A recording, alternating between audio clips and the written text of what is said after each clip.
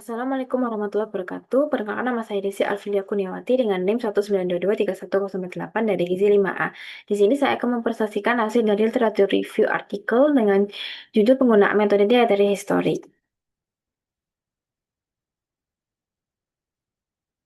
Yang pertama yaitu latar belakang. Pola konsumsi makanan berperan penting dalam menentukan status gizi dan kesehatan, sehingga diperlukan metode penilaian diet yang praktis, valid, dan reliable.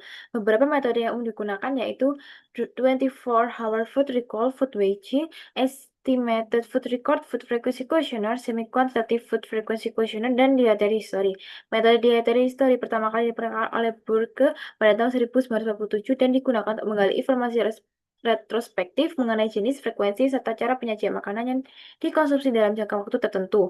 Seiring perkembangan metode ini semakin disempurnakan untuk memberikan gambaran lebih lengkap, mencakup jumlah, frekuensi, metode persiapan, kombinasi makanan, hingga faktor lain yang memengaruhi kebiasaan makan individu.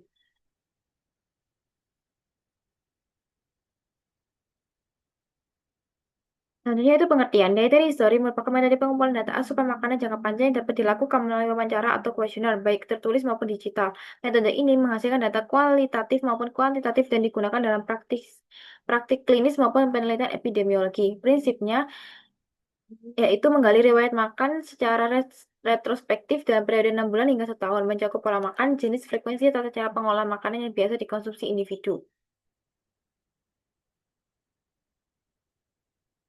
Selanjutnya itu penggunaan. Penggunaan diet history bervariasi sesuai konteks penelitian. Dalam penelitian Hoffman et al. Pada tahun 2023, menekankan perannya di klinis melalui screener berbasis pedoman gizi yang praktis untuk asesmen dan konseling.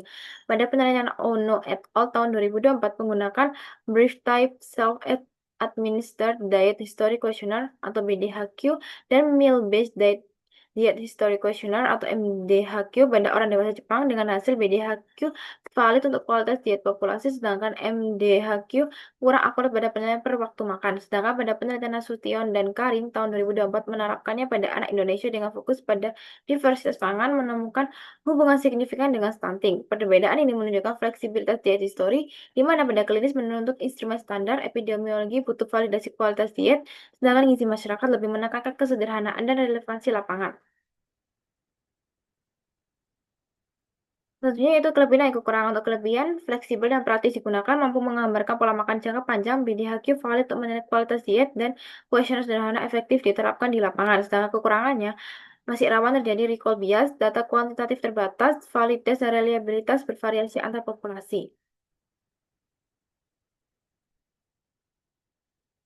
Selanjutnya yaitu validitas. Pada penelitian Hoffman et al. Tahun 2023 menunjukkan bahwa sebagian besar diet history scanner valid untuk menilai kualitas diet meskipun belum banyak diuji pada berbagai populasi.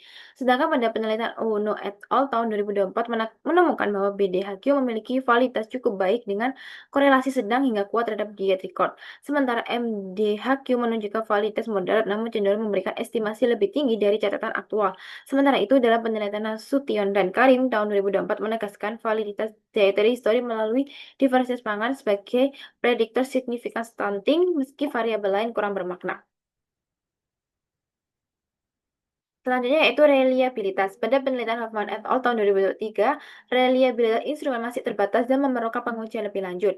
Dalam penelitian Ono et al. Tahun 2024, meski tidak melakukan uji tes retest, menemukan konsistensi korelasi yang mendukung reliabilitas instrumen untuk epidemiologi populasi. Sementara itu, dalam penelitian Nasution dan Karim tahun 2024 tidak menguji reliabilitas secara formal dan hasilnya sangat bergantung pada ingatan responden sehingga berpotensi bias.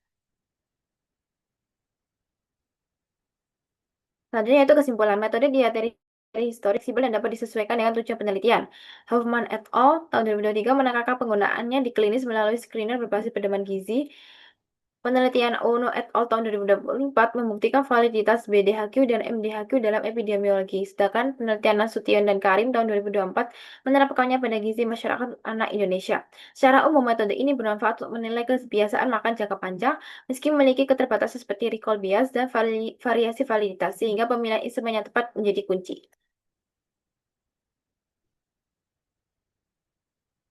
Berikut merupakan daftar pustaka yang saya gunakan untuk mengerjakan literatur review ini.